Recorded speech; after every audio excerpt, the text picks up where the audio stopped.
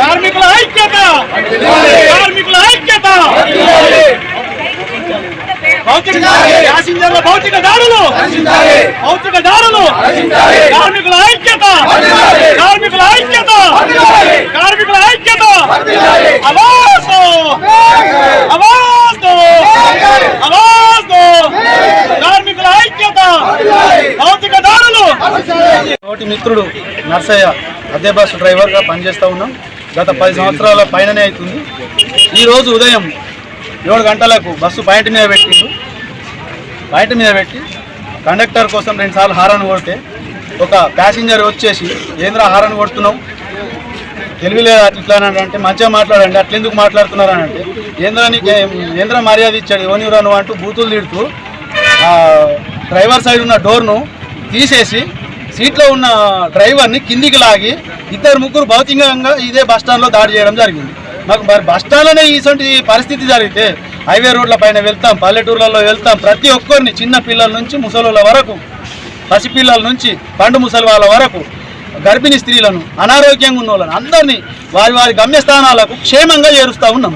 అటువంటి మాకు ఇటువంటి భౌతిక దాడులు జరుగుతూ ఉంటే మేము ఎంతవరకు సహించాలి? నిన్ననే నాపై దాడి జరగడం జరిగింది.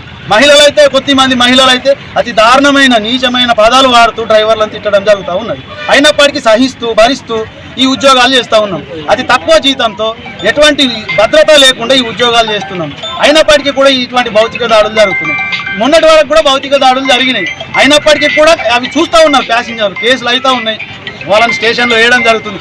అయినప్పటికీ కూడా ప్యాసింజర్లు తగ్గకుండా మాపై దాడులు చేయడం ఎంతవరకు సమంజసం?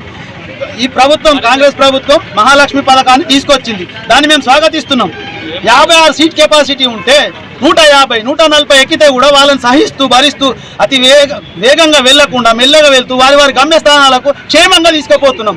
అయినప్పటికీ కూడా నువ్వు పలానా మేము ఆత్మహత్య చేయాలని ఆపలేదంటూ, మేము ఎక్కడ ఆగలేదంటూ అంతమంది ఉన్నా కూడా మీరు పడతారు దిగండి అంటే కూడా నేను దిగా ఏం చేసుకుంటావు చేసుకో అంటూ ఈ డ్రైవర్ల మీద దాడులు చేయడం, కండక్టర్ల మీద దాడులు చేయడం, సరిగ్గా టికెట్లు తీసుకోకపోవడం, ఇది లేదు అది లేదు అమ్మ ఇది ఇవ్వండి అది ఇవ్వండి అంటే బస్సు పక్క కాపిచ్చి దాడి చేయడం, ఇది చాలా దారుణంగా జరుగుతూ ఉంది. దీన్ని మేము ఖండిస్తూ ఉన్నాం.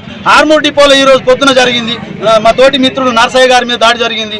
దాన్ని నేను ఖండిస్తూ ఈరోజు ధర్నా చేయడం జరుగుతుంది. పోలీస్ స్టేషన్లో వెళ్ళి కంప్లైంట్ చేసినాం, పోలీస్ స్టేషన్లో రిపోర్ట్ చేసినాం. మా ఈ కార్మికులందరం కూడా జమ అయిన తర్వాత మా నిర్ణయం ఏందనేది మేము డిఎం గారి ద్వారా మీడియా మిత్రులందరికీ కూడా దయచేసి చెప్పాలి.